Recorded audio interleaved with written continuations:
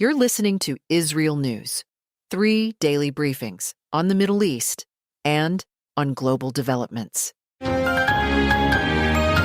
IsReal News, these are the morning headlines for Saturday, April 18th. Iran says it is once again closing the Strait of Hormuz. Iranian military officials announced that control of the waterway has returned to what they call strict Iranian management, reversing yesterday's declaration that the strait was open to commercial traffic. According to Iranian officials, the closure comes because of the continuing American naval blockade.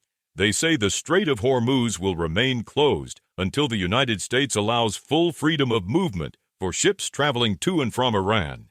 A British maritime report says Iranian forces fired at a tanker attempting to cross the strait shortly after the announcement. No injuries are reported. Reuters says vessels in the area received messages from Iran declaring the waterway closed and warning that no ship is permitted to pass. 2 Indian oil tankers are also reported to have turned back after being warned by Iran's Revolutionary Guard Navy. President Donald Trump says the U.S. blockade on Iranian ports will remain in effect until a final agreement is reached. Speaking aboard Air Force One, Trump says if there is no deal by Wednesday, the current ceasefire may not be extended. The president says negotiations are continuing through the weekend and describes them as progressing well, but warns that if talks fail, the United States may resume military strikes. Trump says the central issue remains preventing Iran from obtaining a nuclear weapon.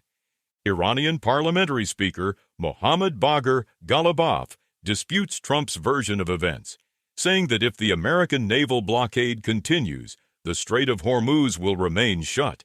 Elsewhere, reports from Iran suggest there may be another setback in diplomacy.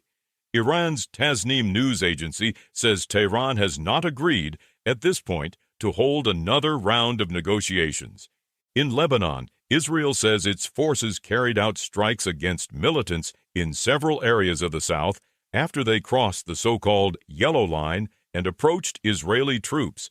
The Israeli military says the militants violated the ceasefire and posed an immediate threat.